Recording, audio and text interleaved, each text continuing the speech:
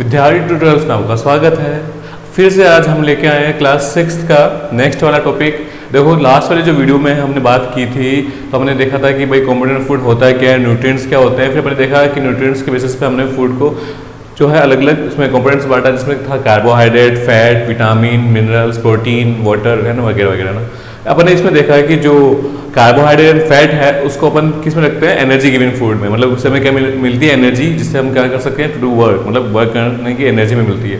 फिर अपन ने देखा प्रोटीन की मैं बात करूँ तो प्रोटीन मैंने बताया था कि आपको बॉडी बिल्डिंग फूड है। फिर अपन ने देखा मिनरल्स एंड विटामिन, वो क्या करते हैं आपकी बॉडी की प्रॉपर फंक्शनिंग के लिए बहुत ज़्यादा जरूरी होते हैं। तो अपने लास्ट वाली वीडियो में अपने प्रोटीन की, कार्बोहाइड्रेट की और फैट की बात कर ली थी। जो आपने जितनी आपकी बुक के अंदर उतना ही मैंने बताया था, और जितना क्या कैसे हम उनको आइडेंटिफाई कर सकते हैं, उनके टेस्ट क्या है वो अपने वो देखे थे। अब बात करते हैं अपन विटामिन की। तो विटामिन और मिनरल दोनों की बात करूं मैं, तो विटामिन और मिनरल क्या है, ये भी न्यूट्रिएंट्स होते हैं जिसकी वजह से आप क्या कर पाते हो, प्रॉपर अपनी बॉडी की फंक्शनिंग कर पाते हो। जैसे एक गाड़ी के लिए, एक मोटरसाइकिल के लिए तेल की जरूरत होती है ना, ऑयल की, इंजन ऑयल एंड ऑयल, जिससे क्या करते हैं वो स्मूथली चल सके। वैसे हमारी बॉडी के अंदर विटामिन एंड मिनरल की जरूरत होती है। अब विटामिन एंड मिनरल्स जो हैं वो बहुत ज़्यादा टाइप के होते हैं। जैसे विटामिन की बात करो तो विटामिन बहुत सारे टाइप के होते हैं, जैसे vitamin A, vitamin C, vitamin D, vitamin E, vitamin K. Vitamin B मैं भूला नहीं हूँ, लेकिन विटामिन बी के भी बहुत सारे पार्ट है। जो कि विटामिन जो बी होता है वो बहुत ज़्यादा कॉम्प्लिकेटेड होता है। जैसे विटामिन B1 है, B2 है, B3 है, ये कुछ उसके पार्ट होते हैं।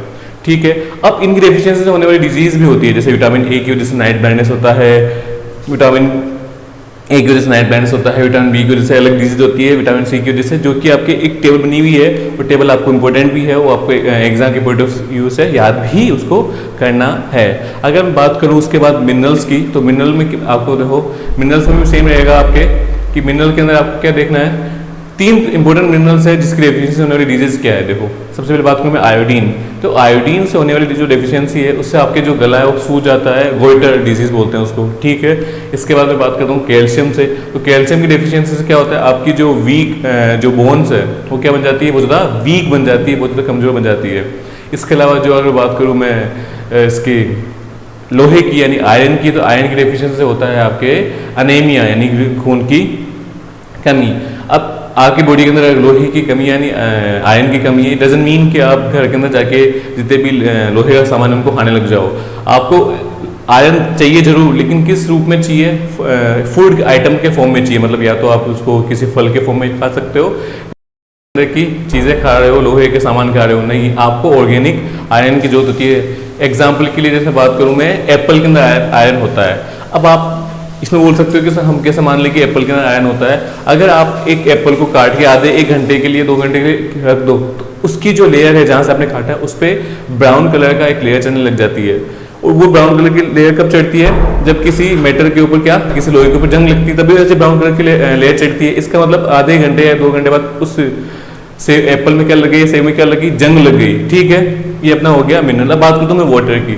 वाटर से आपको किसी भी तरह की एनर्जी नहीं मिलती है, नहीं आपको इसमें कोई कैलोरी मिलती है एनर्जी काम करने के लिए। लेकिन जो वाटर है वो आपकी बॉडी के लिए बहुत ज़्यादा जरूरी होता है। अगर आपने प्रॉपर अमाउंट में वाटर नहीं पीते हो तो आपको वाटर की कमी यानी डिहाइड्रेशन, उसको हिंदी में बोलते हैं, निर्जलीकरण बोलते हैं, वो होने की समस्या होती है।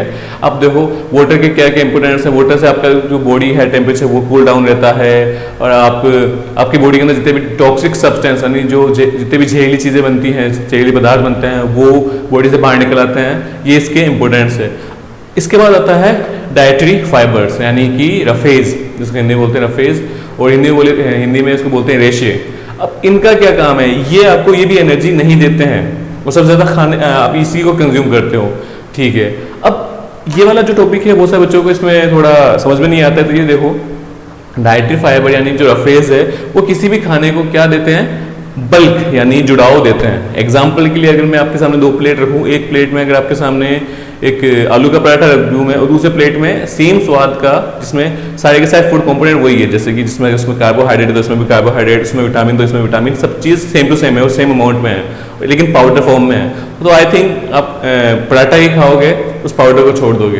तो बस यही है कि उस पराठे के अंदर क्या है, आपको उसको चबाने में, उसको खाने में मजा आएगा। जैसे तो उसके अंदर क्या है, रेशे, उसके अंदर क्या है, फाइबर। वो जो फाइबर है उसको क्या बोलते हैं, डाइटरी फाइबर्स बोलते हैं। अब ये क्या करता है, ये उस जो पाउडर था उस पाउडर को उसने क्या किया, उस रफेज ने बल्क प्रोवाइड किया। ठीक है। और इसकी वजह से आपका जो अंदर का डाइजेशन है वो भी बहुत ज़्यादा सही रहता है। इसके बाद की जो पॉइंट्स हैं वो देखो क्या है। सबसे पहला पॉइंट है आपके बैलेंस डाइट। बैलेंस डाइट यानी कि संतुलित भोजन, मतलब कि एक ऐसा भोजन, एक ऐसी डाइट जिसके अंदर सारे जो फूड कंपोनेंट्स हो प्रेजेंट हो लेकिन राइट रेशो में। ऐसा नहीं है कि आपने 2 किलो कार्बोहाइड्रेट, 1 किलो ये बैलेंस डाइट नहीं है। आपके सामने जितने भी जो फूड कंपोनेंट्स है सब प्रेजेंट होने चाहिए, लेकिन एक प्रॉपर और राइट रेशो में, यानी कि एक ऐसा भोजन जिसमें सभी पोषक तत्व एक निश्चित अनुपात में स्थित हो या उपस्थित हो, उस भोजन को क्या कहते हैं? संतुलित भोजन है balance diet. A diet in which all the essential nutrients like carbohydrate, fat, vitamin, minerals are present in a right ratio is called balance diet. अब देखो बहुत बच्चे क्या करते हैं, ज़्यादा जो चीज़ उनको अच्छी लगती है उस ज़्यादा इसको कंज्यूम करने लग जाते हैं, जिसकी वजह से क्या है उनका मोटापा यानी कि ओबेसिटी की कंडीशन में वो आ जाते हैं। अब ओबेसिटी यानी मोटापा जो है वो एक कंडीशन जो है वो सही नहीं है। इससे क्या होता है आपके बहुत ज़्यादा जैसे दिल पे प्रेशर पड़ता है, आपके हार्ट पे प्रेशर पड़ता है, जिससे आपकी हार्ट की डिजीज आने लग जाती है। इसके अलावा आपको हाई बीपी, लो बीपी की इशू भी आने लग जाते हैं। अब देखो ओबेसिटी की बात को कैलकुलेशन की कि किसी कोई इंसान मोटा है या नहीं है, उसकी कैलकुलेशन हम कैसे कर सकते हैं? तो आप बोलोगे सर वजन से। अगर मैं बोलूँ एक इंसान है जो 120 किलो का है तो आप बोलोगे बताओ मोटा है या नहीं, तो आप बोलोगे कि सर वो मोटा है। लेकिन ये कोई फिक्स नहीं है। अगर मैं बोलूँ उसकी जो हाइट है वो 6 फीट और 4 इंच है और 120 का है, तो शायद वो ज़्यादा मोटा ना हो, ओबेसिटी नहीं हो उसमें। तो मतलब हाइट भी देखते हैं अपन। दूसरा एग्जाम्पल लूँ, एक 50 किसी पर्सन है जिसका जो वेट है वो 50 kg है, मोटा है या नहीं? बोले से मोटा नहीं है, लेकिन बोलो उसकी जो हाइट है वो हाइट 1 फीट ही है या 2 फीट ही है, तो वो एक्सट्रीमली मतलब बहुत ज़्यादा ही मोटा चला गया। इट मीन्स जो ओबेसिटी है वो हाइट और वेट दोनों से देखी जाती है, दोनों का एक रेशो लिया जाता है जिसको हम बोलते हैं BMI, बॉडी मास इंडेक्स, जिसके बेसिस पे हम मेजर करते हैं ओबेसिटी। ये आपके है नहीं, बस ओबेसिटी है, बस इतना याद रखना है आपको। इसके बाद में आता है डेफिशिएंसी डिजीज। अब मान लो कि कोई ऐसे इंसान भी है जिसको किसी न किसी रीजन से वो क्या है, ये जो प्रॉपर बैलेंस डाइट है उसको नहीं ले पा रहे हैं, तो उस कंडीशन में उनको क्या होने लग जाता है, वो एक न्यूट्रिएंट्स कमी होने की वजह से उस कमी का जो प्रभाव है वो उनकी बॉडी पर पड़ता है।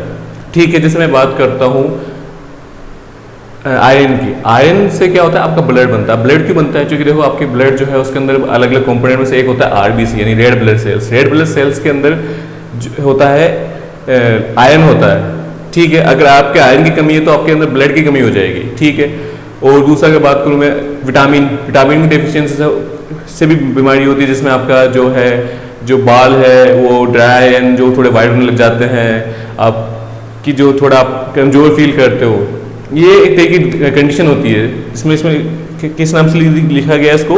डेफिशिएंसी डिजीज, जिसके होने वाली बीमारियां। जितनी भी जो डेफिशिएंसी डिजीज है वो किस किस से हो सकती है? मान लो आप कार्बोहाइड्रेट कम खा रहे हो, उससे होने वाली डिजीज, जिसमें आपको क्या, आपको टायर्ड फील होगा, विटामिन की डेफिशिएंसी से होने वाली, मिनरल की डेफिशिएंसी से होने वाली, और इसके अलावा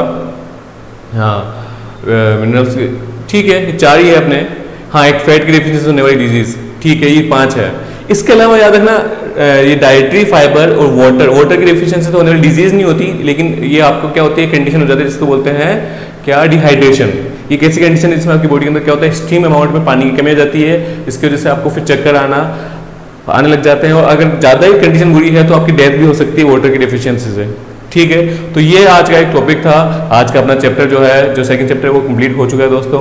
उम्मीद है आपको हमारा ये वीडियो अच्छा लगा होगा। अगर आपको हमारा वीडियो अच्छा लगा तो हमारे वीडियो को लाइक करें, शेयर करें, सब्सक्राइब करें हमारे चैनल को, विद्यार्थी ट्यूटोरियल्स को दोस्तों। धन्यवाद।